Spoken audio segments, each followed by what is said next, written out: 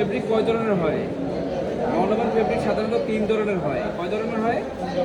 একটা আমরা যেটা গতানুগতিকভাবে জানি, একটা হলো নিডল পাঞ্চ বা mechanical bonded non woven fabric, আর একটা হলো থার্মাল বন্ডেড তাপীয় প্রক্রিয়ার মাধ্যমে তৈরি কিন্তু নন ওভেন, আর একটা হলো chemical bonded non woven fabric. সাধারণত আমরা 2 ধরনের নন ওভেন ফেব্রিক তৈরি করি, একটা হলো থার্মাল বন্ডেড আর একটা হলো মেকানিক্যাল বন্ডেড অথবা নিডল পাঞ্চ নন ওভেন ফেব্রিক। ঠিক আছে, কয় ধরনের ফেব্রিক তৈরি করি? 2 ধরনের। আমাদের এখানে ডেলিভারি হেড 2টা, একটা দিয়ে ডেলিভারি হয় thermal bonded non woven fabric, আরেকটা দিয়ে ডেলিভারি হয় নিডল পাঞ্চ অথবা mechanical bonded non woven fabric. আমরা 2 ধরনের ফেব্রিক তৈরি করি, থার্মাল বন্ডেড এবং মেকানিক্যাল বন্ডেড। থার্মাল বন্ডেড যেটা সেটা এদিক দিয়ে ডেলিভারি হয়, মেকানিক্যাল বন্ডেড যেটা ডেলিভারি হেডে আমাদের ওই পাশ দিয়ে ডেলিভারি হয়। আমরা ক্রমান্বয়ে মেশিনগুলোতে যাব। এখানে আমরা যে র মেটেরিয়ালসগুলো ব্যবহার করি সেই র মেটেরিয়াল সম্পর্কে আলোচনা করি। র মেটেরিয়ালসগুলোর মধ্যে সবচেয়ে পলিপ্রোপাইলিন হলো নন ওভেন তৈরি করার ক্ষেত্রে সবচেয়ে বেশি ব্যবহৃত হয়। পলিপ্রোপাইলিন, ঠিক আছে? হ্যাঁ, এই পলিপ্রোপাইলিনটা নন ওভেনের জন্য সবচেয়ে বেশি ব্যবহৃত হয়। আমাদের এখানে যেটা ব্যবহৃত হচ্ছে সেটা হলো আমাদের পিইটি, পলি ইথিলিন ট্যারেপথ্যালেট। পিইটি পেট বোতল আছে না, যেটাকে আমরা কোক 7 আপ খাই, ওই পেট বোতল থেকে চিপস তৈরি করে সেটা থেকে এটা তৈরি করা হয়েছে। এটাকে রিসাইকেলড পলিস্টার, ঠিক আছে? রিসাইকেলড ফাইবার, যেটা আমরা নন ওভেন তৈরি করার জন্য ব্যবহার করি। ফাইবার ব্যবহার করি। প্রথম যেটা, এটা হলো আমাদের ভার্জিন পলিস্টার। এটা হলো ভার্জিন পলিস্টার, এটাকে আমরা বলি LMF, লো মেল্ট ফিলামেন্ট। লো মেল্ট ফিলামেন্ট এটা সাধারণত 30 ডিগ্রি টেম্পারেচারে মেল্ট হয়ে যায়। কত ডিগ্রিতে? 30 ডিগ্রি টেম্পারেচারে মেল্ট হয়ে যায়। আমাদের এখানে তৈরিকৃত নিডল পাঞ্চ ফেব্রিক, এটা সাধারণত আমরা ব্যবহার করি ব্লেজার আছে, ব্লেজারের ফেডিংয়ে ব্যবহার করতে পারি, জিও টেক্সটাইল হিসেবে ব্যবহার করতে পারি, বিভিন্ন কার্পেট হিসেবে, আরও অনেক অ্যাপ্লিকেশন আছে এটার। ঠিক আছে, এটা হলো আমাদের এখানে তৈরিকৃত নিডল পাঞ্চ বা mechanical bonded non woven fabric. আর এটা হলো আমাদের এখানে তৈরিকৃত thermal bonded non woven fabric. এই থার্মাল বন্ডেড নন ওভেন ফেব্রিকটার অ্যাপ্লিকেশন হলো আমরা যে ম্যাট্রেস ব্যবহার করি, ম্যাট্রেসের টপার আছে না, ও টপার তৈরি করার ক্ষেত্রে, অথবা কম্পোর্টার তৈরি করার ক্ষেত্রে, অথবা কুইল্ট জ্যাকেট দেখছো কখনো? কুইল্ট, শীত প্রধান যে দেশগুলো যেখানে মাইনাস টেম্পারেচার, সেখানে যে জ্যাকেটগুলো পরে কুইল্ট। কুইল্ট শব্দের অর্থ কি? লেপ। লেপকে ইংলিশে কুইল্ট বলে। লেপের সেলাই যেরকম, এরকম সেলাইযুক্ত কালো কালো কাপড়ের, এরকম দেখবা যে অনেক মোটা মোটা মাইনাস টেম্পারেচার যেখানে আসে সেখানে এই ধরনের জ্যাকেটগুলো পরা হয়, ওটাকে বলা হয় কুইল্ট জ্যাকেট। ক্লিয়ার? তাহলে থার্মাল বন্ডেড এটা আর মেকানিক্যাল বন্ডেড এটা। আমরা সাধারণত 3 ধরনের ফাইবার এখানে ব্যবহার করি। এটা হলো আমাদের ভার্জিন পলিস্টার, এটার অপর নাম কি? LMF, লো মেল্ট ফিলামেন্ট। আর এটা হলো PET 7 ডেনিয়ার, PET 7 ডেনিয়ার। আর এটা হলো PET 15 ডেনিয়ার। তাহলে এটা 7 ডেনিয়ারের, এটা 15 ডেনিয়ারের। আমরা জানি ডেনিয়ার সিস্টেমে কাউন্ট যত বাড়ে তত কোর্সার হয়, কাউন্ট যত কমে তত ফাইনাল হয়। ঠিক আছে, তাহলে এটার তুলনায় এটা অনেক কোর্সার। ওকে, এখানে আমরা যখন thermal bonded non woven fabric তৈরি করব তখন LMF এর পরিমাণ বেশি দিব, যেহেতু আমরা এখানে থার্মালি বন্ড ক্রিয়েট করতেছি। এখানে LMF দিলে এটা মেল্ট হয়ে যাবে, মেল্ট হয়ে গিয়ে ভিতরে ইন্টারনাল বন্ড ক্রিয়েট করবে, যার জন্যে যখন থার্মাল বন্ডেড ফেব্রিক তৈরি করতে চাই তখন LMF এর পরিমাণ বেশি দেই, বাকি দুটোর পরিমাণ কম দিই। আর এটার মধ্যে দেখো কিছু ফোম লাইক ক্যারেক্টার আছে, চাপ দিলে দেবে যায়, আবার ছেড়ে দিলে ফোমের মতো কিছু ক্যারেক্টার। সেই ক্ষেত্রে আমরা LMF বেশি দিব এবং লো মেল্ট ফিলামেন্টের পাশাপাশি 15 ডেনিয়ারের যে পলিস্টার PETটা আছে সেটার পরিমাণ বেশি দেবো, কারণ ওটা ডেনিয়ার বেশি, ওটা ব্যবহার করলে এটার মধ্যে ফোম লাইক ক্যারেক্টার বেশি ডেভেলপ করবে। বুঝতে পারছি? আর যদি থার্মাল বন্ডেড নিডল পাঞ্চ ব্যবহার করি তাহলে কিন্তু রেশিও মোটামুটি কাছাকাছি থাকে। তাহলে নিডল পাঞ্চ ফেব্রিক তৈরি করার ক্ষেত্রে LMF এর কাজ কি? আমরা এখানে একটা প্রসেস করি যেটাকে বলা হয় ক্যালেন্ডারিং। ক্যালেন্ডারিং করার সময় এখানে যে প্রজেক্টিং ফাইবার বা হেয়ারনেস থাকে ফেব্রিকের মধ্যে, ক্যালেন্ডারিং করলে আমাদের ক্যালেন্ডার রোলারের যে সারফেস হিট তা দ্বারা মেল্টগুলো, ফাইবারগুলো মেল্ট হয়, মেল্ট হয়ে সারফেসের মধ্যে একটা স্মুথ ফিনিশ দেয়, যার জন্য আমরা নিডল পাঞ্চ ফেব্রিক তৈরি করার ক্ষেত্রেও LMF ব্যবহার করি। কিসের জন্যে?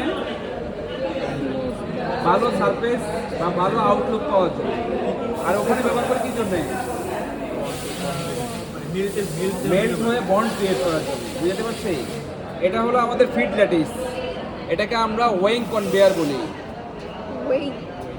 পরিমাপ করে না, ওয়েইং স্কেল বলি না, এটা হলো ওয়েইং কনভেয়ার। এই কনভেয়ারের চারপাশে 4টা সেন্সর আছে। এখানে যখন আমরা 25 কেজি র মেটেরিয়ালস দেই, তখন র মেটেরিয়াল দেওয়ার সময় এখানে স্কেল, এখানে ডিজিটাল স্কেলের মতো সেটা দেখায়। যেমন আমি 25 কেজি যদি একটা ব্যাচ তৈরি করি, সেখানে যদি এলএমএফ 5 কেজি দেই, এটা দিই 7 KG, rest of balance 25 KG হওয়ার জন্য এটা দিই, তখন এভাবে দেওয়ার ক্ষেত্রে আমার এখানে স্কেলের মতো দেখাবে, যার ফলে আমি প্রপারলি রেশিও মেনটেন করে এখানে দিতে পারি। এটা ওয়েইং স্কেল, যেটার মধ্যে কনভে করবে প্লাস আমার পরিমাপ করার ব্যাপার সুবিধাটা আছে, ঠিক আছে? তাহলে বুঝছি এটার নিচে কিন্তু কনভেয়ার আছে, যেটা কনভে করে সামনে নিয়ে যাবে, এবং তার পাশাপাশি আমার এখানে মাপ পরিমাপও নিতে পারবে প্রত্যেকটা র মেটেরিয়ালসের রেশিও অনুযায়ী মিক্সিং ব্লেন্ডিং করার জন্য, ঠিক আছে? এরপরে সামনে যেটা আছে সেটা হলো বিটার। তাকিয়ে দেখো এদিকে নিচ দিয়ে বিটার দেখা যাচ্ছে। বিটারের মধ্যে স্পাইক দেখা যাচ্ছে না? স্পাইকগুলো, এই স্পাইকগুলো যখন এই কনভেয়ার বেল্ট কনভে করে এটাকে সামনে দিয়ে যাবে, তখন এটাকে বিটিং করবে। এই বিটিংগুলো কি করবে? বিটিং করে ফাইবারগুলোকে, এখানে আসলে ফাইবারগুলোকে ইন্ডিভিজুয়ালাইজেশন করবে না, এগুলো তো আমরা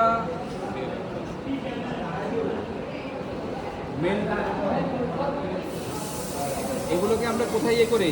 বেল তৈরি করি না? বেল তৈরি করি। তো বেল তৈরি করার সময় যখন ফাইবারের বেল তৈরি করি, তখন কিন্তু খুব প্রেসারে এই বেলটা তৈরি করা হয়, যার জন্য ফাইবারগুলোকে এভাবে যে টাপগুলো আছে, টাপগুলোকে ওপেন করার কাজ করবে আমাদের এখানে বিটার। তাহলে ফাইবারের টাপগুলোকে ওপেন করার কাজ করবে কে? বিটার। এই বিটারটা প্রপারলি ফাইবারের টাপগুলোকে বিটিং করে ওপেন করার পর সে কনভেয়ার বেল্টের মধ্যে দিবে। এই কনভেয়ার বেল্টটা ক্রমান্বয়ে সামনের স্টেপের মধ্যে নিয়ে যাবে। সামনে যাবে, চলো দিক দিয়ে দরজা খোলো, খোলো। এই পাশেরটা খোলো, ঘুরাচ্ছ কেন? টান দাও, ঘুরাচ্ছ কেন? টান দেওয়ার জিনিস ঘুরাচ্ছ কেন? এই যে এখান থেকে এদিকে খেয়াল করো সবাই, আমি বলতেছি পেছন থেকে, তোমরা সামনে দিকে দেখো।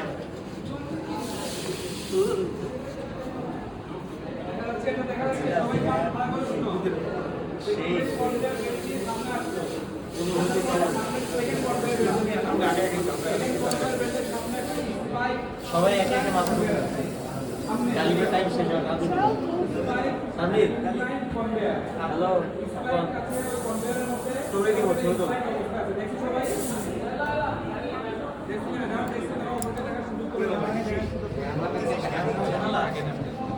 ফাইবারগুলো সামনে আসলো, আসার পরে কাঁটাযুক্ত একটা কনভেয়ার দেখছি না? ওটার নাম হলো স্পাইক ইনক্লাইন কনভেয়ার। ওই কনভেয়ারটা ইনক্লাইন্ড অবস্থায় আছে না? ওটার মধ্যে স্পাইক আছে না? ওই স্পাইকটা দিয়েই ফাইবারগুলোকে ধরবে, ধরে সামনের দিকে ওই উপর দিকে উঠবে। ওটার পরে এই যে এখানে যেটা আছে, এটাকে বলা হয় ডেলিভারি রেগুলেটর। ওই ডেলিভারি রেগুলেটরটা আমার সিনক্রোনাইজ করা আছে এই কনভেয়ারের সাথে। ওই ডেলিভারি রেগুলেটরটা সিনক্রোনাইজ করা আছে এই কনভেয়ার সামনে চলবে, আর ওই কনভেয়ারের মধ্যে এই মাউথ দিয়ে ওখান থেকে কনভে করা ফাইবারগুলোকে এখানে ফেলবে। এই ফাইবারগুলোকে কনভে করার ক্ষেত্রে যদি সিনক্রোনাইজ না থাকে, কোনো জায়গায় উঁচু হবে, কোনো জায়গায় নিচে হবে, এই সমস্যাটা তৈরি হবে, যার জন্য ওটা সিনক্রোনাইজ করা। এখানে যখন দিবেন তখন এখানে এরকম একটা লে তৈরি হবে, আর ওই লেটাকে সামনের দিকে আস্তে আস্তে নিয়ে যাবে এই কনভেয়ার বেল্ট। এই পর্যন্ত সবাই ক্লিয়ার? এখানে যেটা আছে এটার নাম হলো উডেন প্রেস রোলার। ওই ফাইবারগুলোকে যখন আমরা বিট করলাম, তখন ফাইবারগুলো ফ্লাফি হয়ে গেছে, ফুলে গেছে না? ফাইবারগুলো তো ফুলে গেছে। ওই ফুলে যাওয়া ফাইবারগুলো যাতে এই রোলারের ভিতরে প্রপারলি ফিট করতে পারে বা ফিট দেওয়া যায়, যার জন্য ফোলা ফাইবারগুলো যখন এদিক দিয়ে আসবে, তখন এই উডেন প্রেস রোলারটা চাপ দিয়ে টাপগুলোকে একটু নিচে নামিয়ে দিবে। নিচে নামিয়ে দেওয়ার পরে এখানে দুটা ফিড রোলার আছে, এখানে এক ফেয়ার ফিড রোলার আছে, যে ফিড রোলারের মধ্যে খাঁজ কাটার ব্যাপারটা এরকম।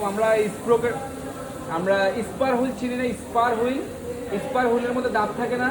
একটা দাঁত দিয়ে আরেকটা দাঁতের মধ্যে বসে যায়, দেখছি কি না?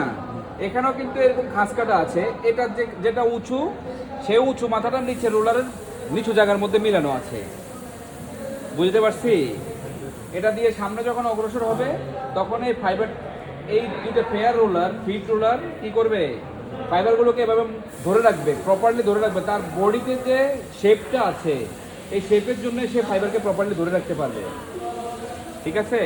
আমি যদি অনেকগুলো ফাইবারকে এভাবে হাতে নেই, শক্ত করে ধরে রাখি, আর এখানে যদি চিরুনি দিয়ে কম্বিং করি, তাহলে এটা প্রপার কিন্তু কম হবে। আর যদি লুজ করে ধরি তাহলে টান দিলে যেভাবে টান দিব টাপ শট চলে আসবে, তাহলে এটাকে প্রপারলি গ্রিপ করতে হবে না? এই গ্রিপ করার কাজ করবে গ্রিপার ফিট রোলার। এই ফিট রোলারটা গ্রিপ করবে আর আস্তে আস্তে ভিতরে ডেলিভারি দিবে। আর যখন স্লোলি ডেলিভারি দিবে তখন এই যে আমার এখানে যেটা দেখা যাচ্ছে, এটা হলো উডেন স্পাইকড ওপেনার। এটা কম্বিং এর কাজ করে। উডেন স্পাইকড ওপেনার, এটা কম্বিং এর কাজ করে। কিসের কাজ করে? কম্বিং এর কাজ করে। আর এই উডেন স্পাইক কনভেয়ার এই রোলার যেটা, এটার মধ্যে উড ব্যবহার করার কারণ হলো আমরা এখানে যেহেতু পলিস্টার, পলিপ্রোপিলিন, তারপরে এই ধরনের ফাইবার ইউজ করি, সেই ক্ষেত্রে এভাবে কম্বিং করার সময় স্ট্যাটিক ইলেকট্রিসিটি প্রডিউস হওয়ার সম্ভাবনা আছে। সেই জিনিসটা রোধ করার জন্য এখানে উড ব্যবহার করছি, ঠিক আছে? ক্লিয়ার সবাই? এই এই জায়গার মধ্যে ফাইবার ওপেন হয়ে যাবে। কম্বিং করে দরকার, কম্বিং করা দরকার। কম্বিং করার দরকার কি মানে কেন বলি? কম্বিং করার আমি একটু আগে যে স্যাম্পল দুটো দেখালাম, ওই স্যাম্পল আর আমি যে টাপগুলো ওখানে দিলাম ওটার মধ্যে কি কোনো পার্থক্য দেখছো তুমি? আমি যে তোমাকে ওই স্যাম্পল দুটো নিয়ে আসো তো তুমি, ভাই যাবো।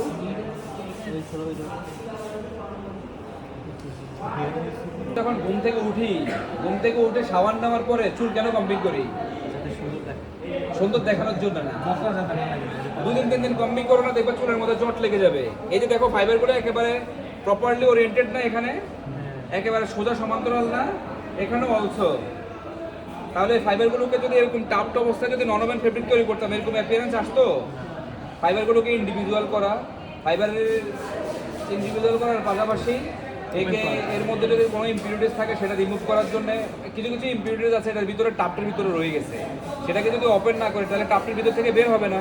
তো সেই জন্য বের করার জন্য ইম্পিউরিটিসটাকে এখানে কম্বিং করি, স্ট্রেট করি, এর মধ্যে অন্যান্য যে সকল ব্যাপারগুলো ইম্পিউরিটিসগুলো আছে সেগুলো রিমুভ করি। এটাই হলো আমাদের কম্বিংয়ের উদ্দেশ্য। তাহলে বুঝছি এটা কম্বিং করার পরে এই যে ফিট রোলার, তার তুলনায় আমার কম্বিং করার জন্য যে রোলারটা, তার রেশিও হলো 75% বেশি। এটা যে পরিমাণ ডেলিভারি করতেছে তার চেয়ে 75% বেশি পরিমাণ এটা ঘুরে। এটা রেশিও কমানো এবং বাড়ানো যায়, বুঝতে পারছি? ক্লিয়ার সবাই? বুঝছো সবাই? তাহলে এটা এই জায়গার মধ্যে আমার ফাইবারটা ওপেনিং হচ্ছে। আরপিএম বেশি হবে কারণ কম্বিং করার জন্য এই যেভাবে ডেলিভারি দিচ্ছে, ও যদি সেই অনুযায়ী যদি সিঙ্ক্রোনাইজ হয়ে যায় তাহলে ফাইবারের দিকে দিলে ও তো কম্বিং করার জন্য ওরকম সময় পাবে না, যার জন্য কি হবে, ফাইবারগুলো টাপতে থেকে যাবে। এখন তুমি মাথা শোনার সময় যদি মাথা একবার এদিক নাড়াও একবার এদিক নাড়াও, তাহলে কম্বিং হবে? মাথাকে স্ট্রেট রাখতে হবে, তারপর আস্তে আস্তে টান দিয়ে কম্বিং করবে। আচ্ছা, সেন্ট্রিফিউগাল ফোর্স সম্পর্কে সবার আইডিয়া আছে? জি জি। তোমরা কোন ডিপার্টমেন্ট? আচ্ছা, সেন্ট্রিফিউগাল ফোর্স জানো? সেন্ট্রিফিউগাল ফোর্স কোথায় হয়? কোন পাম্পে হয়? সাবমার্সিবল পাম্প, সেন্ট্রিফিউগাল পাম্পে? সেন্ট্রিফিউগাল পাম্পে হয়। আচ্ছা, সেন্ট্রিফিউজ এই যে এখানে যেটা দেখা যাচ্ছে, এখান থেকে ওপেন হওয়া ফাইবারগুলো এই জায়গার মধ্যে যে ডেলিভারি মাউথ যেটা আছে, এটাকে এখানে সেন্ট্রিফিউগাল ফোর্স ক্রিয়েট করার জন্য এখানে একটা মোটর আছে, আর এই মোটরের মধ্যে পাখা লাগানো আছে। এখানে এটার ভিতরে পাখা আছে, এই পাখাটা খুব স্পিডে ঘুরবে এই মোটরের সহায়তায়। আর এদিক থেকে সেন্ট্রিফিউগাল ফোর্স ক্রিয়েট হবে, ওখান থেকে ওপেন হওয়া ফাইবারগুলো সেন্ট্রিফিউগাল ফোর্সের মাধ্যমে, পানি যেরকম সেন্ট্রিফিউগাল ফোর্সের মাধ্যমে ওদিক থেকে টান দিয়ে নিয়ে যায়, এটাও ঠিক একই নীতিতে খুব স্পিডে ঘুরবে। এখানে সেন্ট্রিফিউগাল ফোর্স ক্রিয়েট হবে বাতাসের মাধ্যমে, যার ফলে ফাইবারগুলো ওপেন হওয়া ফাইবারগুলো এই পাইপের ভিতর দিয়ে সরাসরি ওখানে চলে যাবে। দেখছো এই যে প্রথম যে বক্সটা, এটাকে বলা হয় fibre reserve cabinet, fibre reserve cabinet.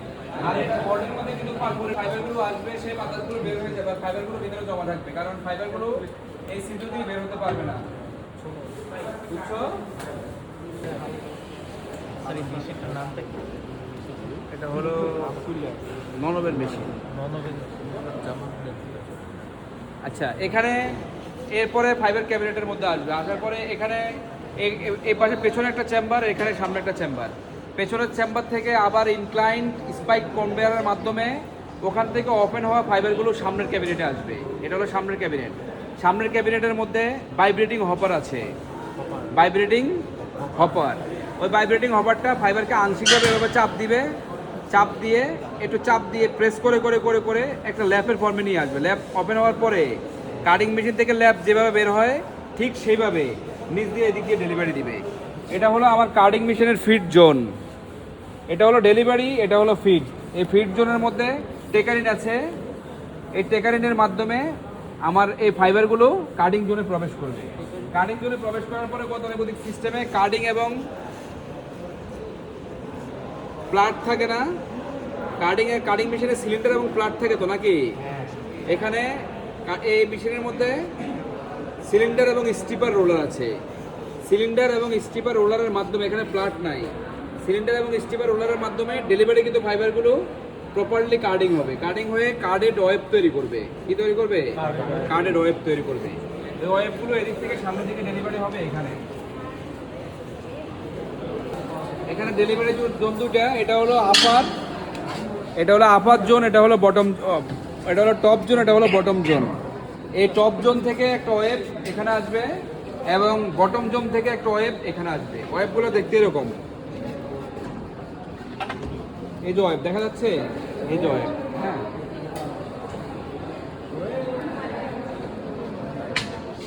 ধরো তো দেখি, সবাই ধরো serial. Cotton candy cotton candy লাগে। ধরে রাখো, তুমি শক্ত করে ধরে রাখো। হ্যাঁ, দেখা যাচ্ছে ওয়েবগুলা। ওয়াও, খুবই সফট। ভাই এত সফট এগুলো দিয়ে ওই কেমন কেমন বালিশ আছে না, স্পঞ্জ বলে।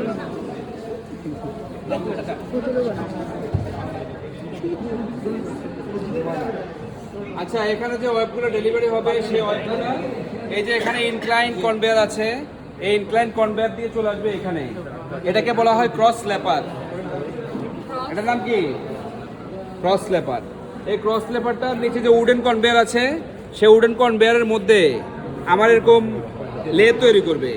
এখানে গিয়ে এবং এখানে গিয়ে এরকম লে তৈরি হবে, একটার পরে একটা, একটার পরে একটা, এভাবে লে তৈরি হবে। আমি যদি ডেলিভারি সাপেক্ষে উডেন কনভেয়ারের স্পিড কমিয়ে দিই তাহলে লেয়ার বেশি হবে, আর যদি স্পিড বাড়িয়ে দিই তাহলে লেয়ার কম হবে।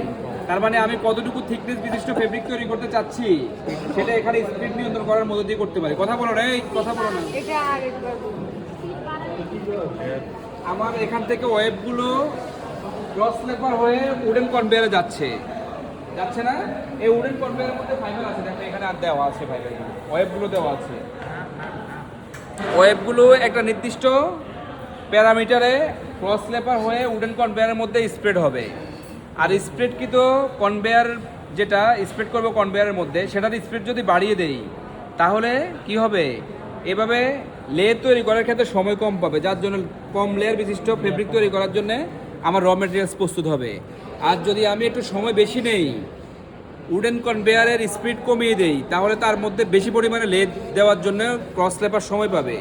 তার মানে আমি যদি বড় বেশি উইথের ফেব্রিক তৈরি করতে চাই, স্পিড কমাতো, স্পিড কমাই। বেশি উইথ না, বেশি ডায়া বা বেশি থিকনেসের, ঠিকনেস বেশি থিকনেস যদি তৈরি করতে চাই তাহলে কনভেয়ার বেল্টের স্পিড কমিয়ে দিব। আর যদি থিকনেস কম করতে চাই তাহলে কনভেয়ার স্পিড বাড়িয়ে দিব।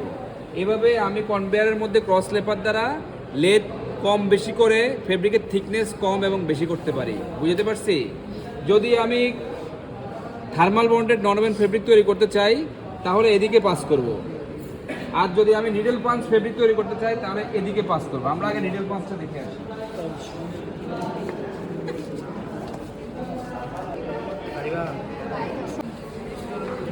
এখান থেকে যে ওয়েবগুলো আমরা ক্রস স্ল্যাপার দিয়ে কনভেয়ারের মধ্যে স্প্রেড করলাম বা লে তৈরি করলাম, ওটাকে বলা হয় বাট। ওটাকে কি বলা হয়? বাট বলা হয়। ওই বাটটা লেয়ারের উপর ভিত্তি করে আমি থিকনেস কতটুকু দিব সেটা কিন্তু ওখান থেকে নিয়ন্ত্রণ করতে পারি। আমরা একটু আগে বলছি যে কনভেয়ারের স্পিড যদি কম থাকে তাহলে বেশি লে স্প্রেড করার জন্য ক্রস লেবার সময় পাবে, ফেব্রিকের থিকনেস বাড়বে। আর যদি কনভেয়ারের স্পিড বাড়িয়ে দেই তাহলে ক্রস লেবার লে কম দিতে পারবে, থিকনেস কমবে। থিকনেস কম অথবা বেশি আমি সিদ্ধান্ত নেওয়ার পরে আমি এই কনভেয়ার বেল্ট দিয়ে সামনে এটাকে ডেলিভারি করব, বারটাকে সামনে ডেলিভারি করব। ওখানে স্প্রেড করার পরে বাটগুলো একটু ফ্লাফি হবে, কারণ ওটা ওপেন অবস্থায় আসছে। এটাকে এই যে সিলিন্ডার আছে এটাকে বলা হয় pressing cylinder, but pressing cylinder করবো। এই কনভেয়ারের মধ্যে যখন বাটগুলো এভাবে আসবে তখন এটা হলো pre needle punching machine feed roller, অথবা আমরা প্রি ফিড রোলার বলি। এই ফিড রোলারটা এই ওয়েবটাকে বা বাটটাকে আমার এখানে নিডল যে পাঞ্চ হচ্ছে সেই পাঞ্চ জোনের মধ্যে প্রেস করবে। এখানে স্টিপার প্লেট আছে, দুটি স্টিপার প্লেট আছে, দুটি স্টিপার প্লেটের ভিতর দিয়ে আমার এই বাটটা রান করবে। আর নিডল পাঞ্চিং করার জন্যে আমার এখানে নিডলের বেড আছে, সেটা কন্টিনিউয়াসলি উপর থেকে নিচ পর্যন্ত পাঞ্চ করবে। এদিকে তাকাও, নিডল দেখা যাবে, সবাই দেখো এদিকে, অর্ধেক আমার সাথে আসো।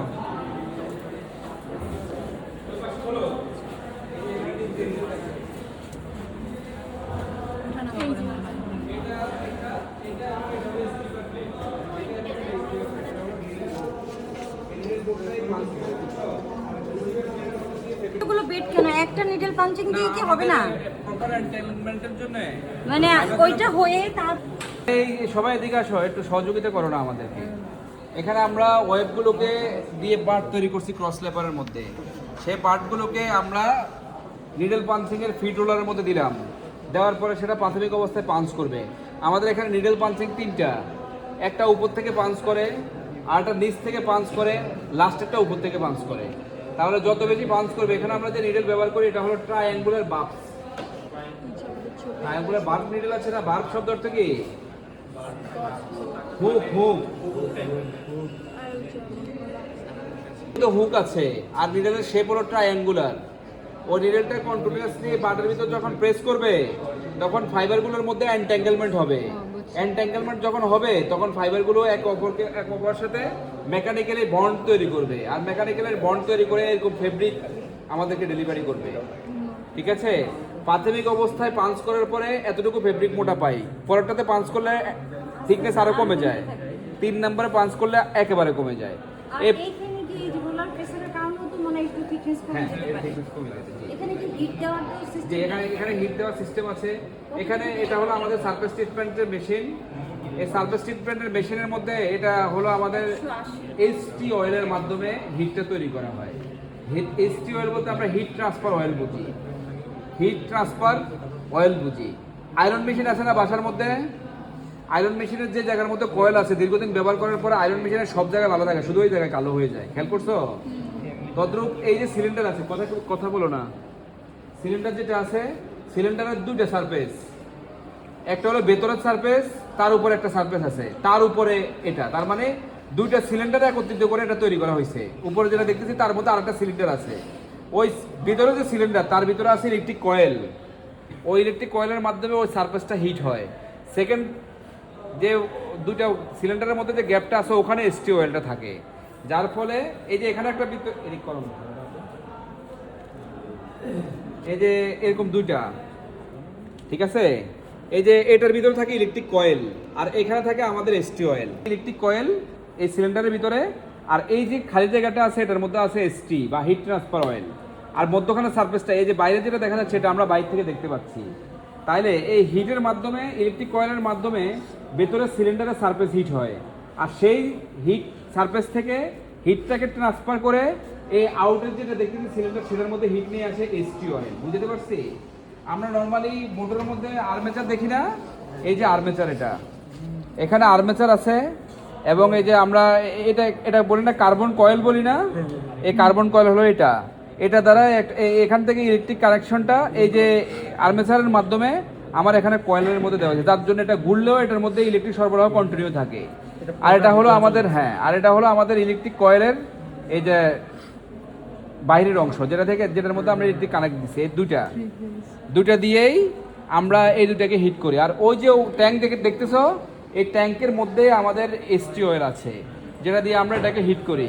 এটার টেম্পারেচার ম্যাডাম 130 ডিগ্রি পর্যন্ত তোলা যায়। এখানে তো নিডল পাঞ্চিং এবং থার্মাল বন্ডিং দুটোই হয়ে যাচ্ছে। না, জাস্ট এটা সারফেস ট্রিটমেন্ট ম্যাডাম। কিন্তু এখানে তো হিট দিলে একটু কিছুটা মেল্ট হয়ে যাবে জি ম্যাডাম, সেটা বলছিলাম যে আমরা থার্মাল বন্ডিংও হয়ে যাচ্ছে। মানে এই যে আমরা এখানে এলএমএফ যেটা সেটা শুধু মেল্ট হয়, পিইটি যেটা সেটা এটা আরেকটা মেল্ট হবে, যেটা থার্মোপ্লাস্টিক সেটাই শুধু একটু মেল্ট হতে সেটা পারবে। মেল্ট হতে পারে। এটা নাও, তাহলে বুঝছো, এটা বুঝছো?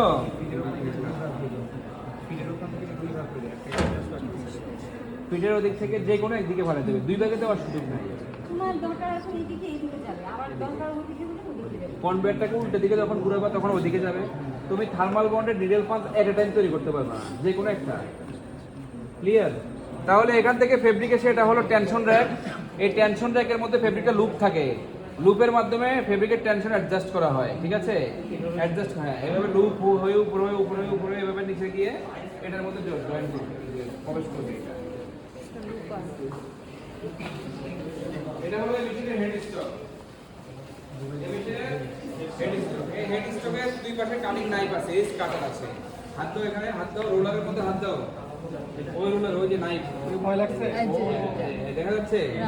আমার এই নাইফটা কিন্তু এজ কাটার কিন্তু অ্যাডজাস্টেবল। আমার ফেব্রিকের উইথ যদি বেশি হয় তাহলে এটাকে লুজ করে দূরে সরানো যায়, আবার যদি ফেব্রিকের উইথ কম হয় তাহলে এটাকে আরো কাছে আনা যায়। ফেব্রিকের উইথের উপর ভিত্তি করে আমার যে এজ কাটিং নাইফ আছে বা রোলার আছে সেটা ডানে বামে সরানো যায়। এখান থেকে সেখানে রোল তৈরি হবে, তার পাশাপাশি এটার ভিতরে একটা কাটিং ডিস্ক আছে। ওই কাটিং ডিস্কটা রোল তৈরি হয়ে গেলে এদিক থেকে এদিকে গিয়ে আমার কমপ্লিট রোল কেটে দেবে। কেটে দেওয়ার পর ওই যে আমরা তৈরি করছি এখানের প্রোডাক্ট, ওই যে দেখা যাচ্ছে টেবিলের উপরে। আমার উইথ 1 মিটার লাগবে নাকি 1.5 মিটার লাগবে, ওখান থেকে হয়েই তো এখানে এসে বলবে। ম্যাডাম, এখানে তো আমি কিছু আমাদের করতে পারবো এখানে না। ওখানে যে ক্রস লেবার আছে, ক্রস লেবার থেকে উইথটাই কন্ট্রোল করি। ওইখানে ক্রস লেবার কিভাবে যে width ল্যাব control দেওয়া করা যে হয়? হেডটা আছে সেটার কতটুকু যে 1 এরিয়া মিটার জুড়ে নাকি ট্রাভার্স 1.5 করবে, মিটার? কতটুকু এরিয়া জুড়ে ট্রাভার্স করবে সেটা আমরা ওখান থেকে কন্ট্রোল করতে পারি। যদি এরিয়া ট্রাভার্স বাড়িয়ে দেই তাহলে বেশি এরিয়াতে ট্রাভার্স করবে, লেব বড়, উইথ বড় হবে। আর 1 মিটার হলে বা 1 ছোট মিটার হলে হলে তখন এইখানে তো আর কিছু করার এখানে নাই। কিছু করার নাই ম্যাডাম। তো এটা হলো আমাদের এই হেড দুটো স্টক। মানে কি, মানে এটা জাস্ট উইথ কন্ট্রোল করার জন্য? জাস্ট উইথ বরাবর ফেব্রিকের যে সাইড আছে, সাইড যদি এলোমেলো হয় সেটাকে কাটিং করে সমান্তরাল করে আনতে হবে। বুঝছো এটা? ক্লিয়ার সবাই? তাহলে এটা হলো এই মেশিনের হেড তারপর স্টক। এখান থেকে ডেলিভারি কিভাবে হবে? ডেলিভারি এখানে রোলারটা এখানে এটার ভিতরে ডেলিভারি হবে জুড়ে নিয়ে। এটার মধ্যে এসে জড়াবে, এই রোলারটা এদিকে ঘুরে আর এই রোলারটা এদিকে ঘুরে, যার ফলে স্পিড এখানে কত হতে পারে? স্পিড আমরা সিনক্রোনাইজ করি, ওখান থেকে ডেলিভারির উপর রেশিও মেনটেন করে সিনক্রোনাইজ করি। এখানে কত হয় সাধারণত? সাধারণত আমাদের এখানে যদি আমরা ফুয়েল লেয়ার তৈরি করি তাহলে প্রতি মিনিটে আমরা আরপিএম দেই অনলি 30।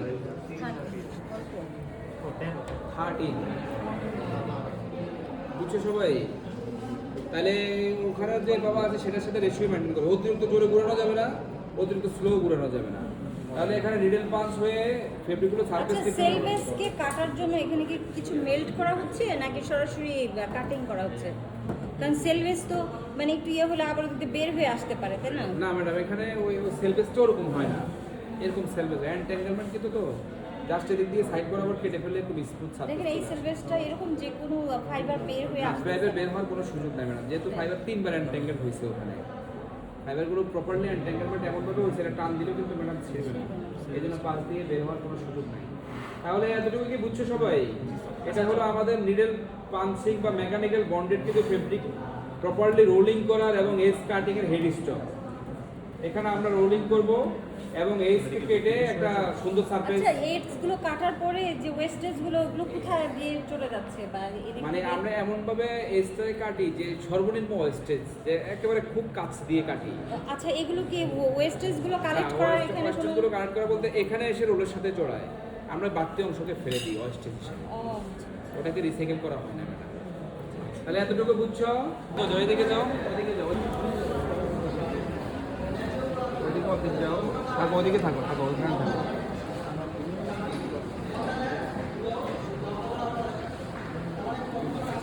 এই তুমি এত স্লো হাঁটতেছো কেন? এই যে ক্রস লেবার আছে, ক্রস লেবারের মধ্যে নিচে যে কনভেয়ারটা, সেই কনভেয়ার দিয়ে আমি যদি নিডল পাঞ্চ তৈরি করি তাহলে সেদিকে ডেলিভারি করব। যদি আমি বলি যে না ওদিকে ডেলিভারি করবো না, আমি এই মুহূর্তে তৈরি করব থার্মাল বন্ড, তবে থার্মাল বন্ড ইচ্ছে করলে তৈরি করা যাবে না।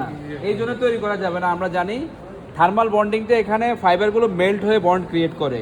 তো সেই ক্ষেত্রে ইচ্ছে করলেই যে নিডল পাঞ্চ, ইচ্ছে করলে থার্মাল বন্ড তৈরি করা যাবে না। থার্মাল বন্ড তৈরি করার জন্য রেশিও মেনটেন করে ওখানে আগে আমার ফাইবার ইনপুট দিতে হবে। ফাইবার ইনপুট দেওয়ার পরে সেটা ওটার মতো সিস্টেমেটিক ওয়েতে যখন আমার ওয়েব তৈরি হয়ে যাবে, ওয়েবগুলো এখানে নিচে এসে কনভেয়ারের মধ্যে বার্ট তৈরি করবে। এই বার্টগুলোকে আমি এই যে আমার বার্ট প্রেসিং রোলার যেটা আছে সেটা দিয়ে প্রেস করে আমার এই কনভেয়ারের মধ্যে ডেলিভারি করব।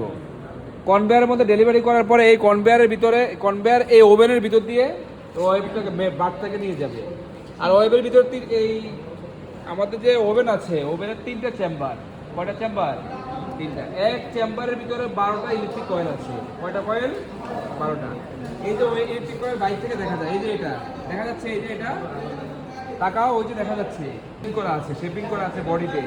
এই মাথা থেকে ওই মাথা পর্যন্ত বিস্তৃত। এটা হলো আমাদের ইলেকট্রিক কয়েল। এই ইলেকট্রিক কয়েল উপরে এক সারি আছে, নিচে এক সারি আছে। এই ইলেকট্রিক কয়েলের ভিতর দিয়েই আমাদের এই বারটা সামনে রান করবে।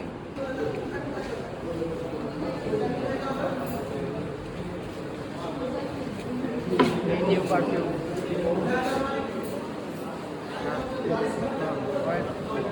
Heat treatment HT oil. Perfume তোমার এই ম্যাডামকে জায়গা দাও। এখান থেকে কনভেয়ার বেল্টের মাধ্যমে অন্য বৈশিষ্ট্য বিশিষ্ট ফেব্রিক প্রডিউস করে, যেটা আমরা কুইন, কম্পোর্টার এবং আমরা এই যে ম্যাট্রেসের টপার হিসেবে ব্যবহার করি। কেমন? কোটের ভিতরে দেওয়া যেতে পারে, হ্যাঁ, কোটের ভিতরে। শীতের কাপড়ের। এখান থেকে আসার পরে এটা হলো আমার প্রেসিং রোলার। এটার নাম কি? Pressing roller. হঠাৎ করে জামা কাপড় আয়রন করি না, জামা কাপড় যখন আয়রন করে লন্ড্রিতে বা ইয়েতে আর টেলার শপে দেখবা যে টেলারের হাতের মধ্যে একটা ছোট্ট স্কেল থাকে, এক ঘষা দিয়ে স্কেল দিয়ে ঘষা দেয়, এক ঘষা দিয়ে স্কেল দিয়ে ঘষা দেয়। খেয়াল করো না, আজকে দিয়ে খেয়াল করবা। এটা হলো আমাদের প্রেসিং রোলার। প্রেসিং রোলারে কোনো টেম্পারেচার মেনটেন করা হয়? না, প্রেসিং রোলারে কোনো আর টেম্পারেচার এখানে মেনটেন করা ফ্যান দেওয়া হয়েছে যাতে ঠান্ডা করা হয় না? ঠান্ডা হয়। এখান থেকে প্রেসিং রোলার দিয়ে হালকা প্রেস করবে। এই যে সামনে যেটা আছে এটা হলো কুলিং রোলার। এই কুলিং রোলারের সামনের কুলিং রোলারের মধ্যে এখানে ঠান্ডা ওয়াটার পানি। আছে। ও, হ্যাঁ। এই ওয়াটারের মধ্যে এখানে মোটর আছে। কুলিং রোলার 2টা। এদিক দিয়ে উপর দিয়ে ওঠে পাম্প, কন্টিনিউয়াসলি কুলিং রোলারের ভিতর দিয়ে ওয়াটারটা সার্কুলেট করে, যার ফলে এটা ঠান্ডা থাকে। আর ঠান্ডা থাকা কারণে এই ওয়েবটা বা এখন তো ফেব্রিক হয়ে গেছে, থার্মাল বন্ডেড ফেব্রিক, সেটা সামনের দিকে অগ্রসর হয়। 3টা ফ্যান আছে, 3টা ফ্যান দিয়ে পুরোপুরি ঠান্ডা করা হয়।